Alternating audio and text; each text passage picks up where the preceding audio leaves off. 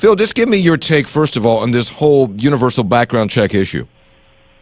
Well, first of all, on the background check issue, the universal check is probably a possibility, being that we live now in the age of the internet and telephones.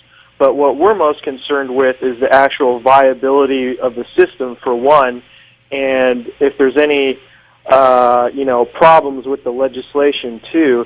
Because usually in the past, what has happened is that they've tried to slip poison pills in this legislation. What do you mean, such as?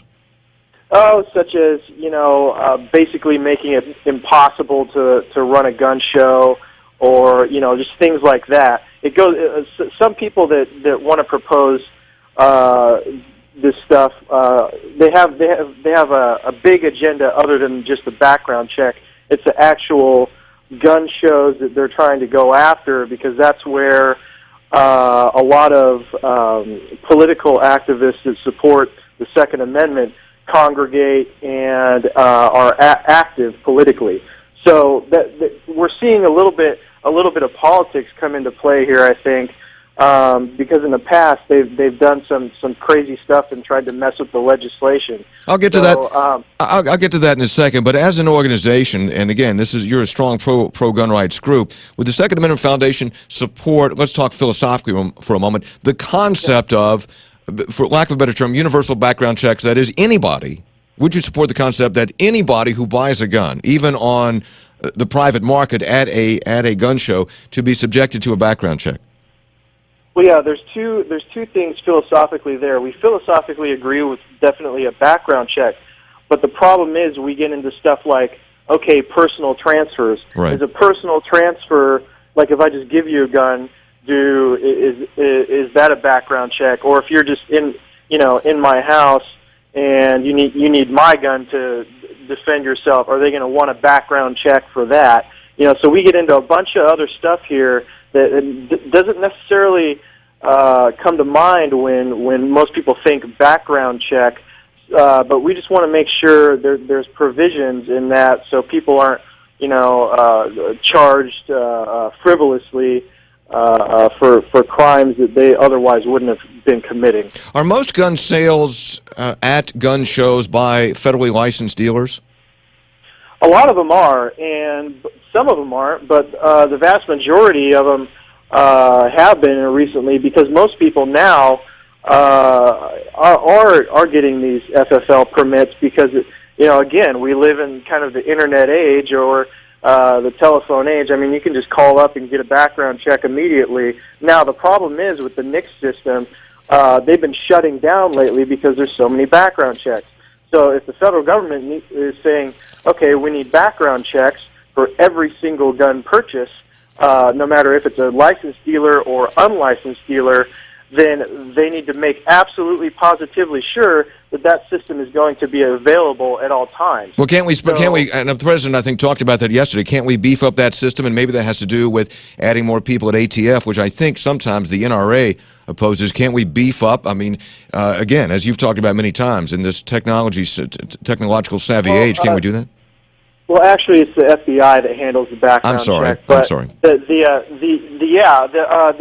There's just a bit of a disconnect in there, and also we have to have an issue with kind of the quality of the background check as well, and also the addition of the mental health stuff there as well, because in the past they haven't even put people in there that have been mentally committed, as the Virginia Tech shooter was.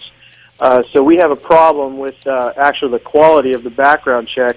Let's get a good background check and not just to get a background check to say we got one. Right. Phil Watson is with us, and he is with the gun rights organization Second Amendment Foundation. What's your take on the assault weapons ban?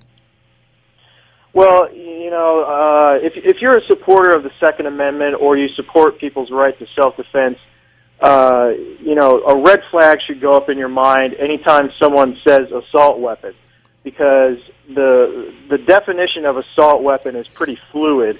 Now, since 1986, with the Hughes Amendment, assault weapons, which most people think are basically automatic weapons, you pull the trigger down and it just shoots until the ammo is out. have basically been banned, and the only way you can get that, get a fully automatic weapon, is actually to purchase it through the Bureau of Alcohol, Tobacco, and Firearms. So those have been banned in the U.S. since 1986. New production and distribution to civilians for fully automatic weapons have been banned since 1986. So now what they are specifically talking about is weapons that fire one shot per trigger pull.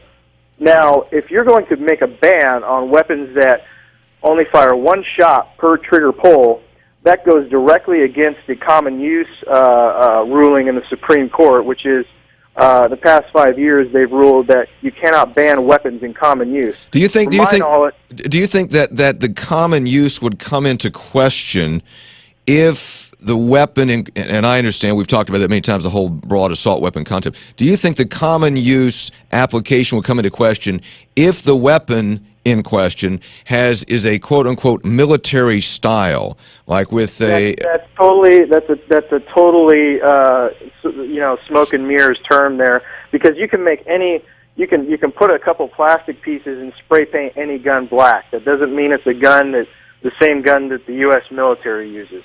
That's a completely smoke and mirrors term, and I see a lot of the media, throwing these words around, and quite honestly, it's misleading a bit to a lot of people that don't have extensive experience with these firearms.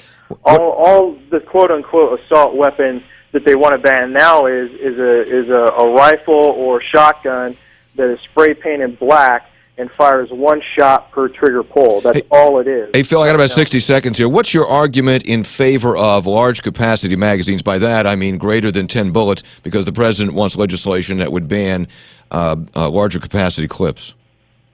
Well, I think you're basically seeing the two sides come into conflict here. You're seeing people that think, okay, you don't need a gun at all for self-defense, like the president said when he was a state senator, even in your own home, and versus the people that say, okay, you have a right to a gun to self-defense, and you should be able to use it however you see fit in self-defense purposes. So, I mean, if you're attacked by a lot of people, or use them like the Korean merchants did in the L.A. riots back in the 90s, then, somehow you must be a criminal now if you have 11 bullets in your gun instead of 10. I think it's pretty silly.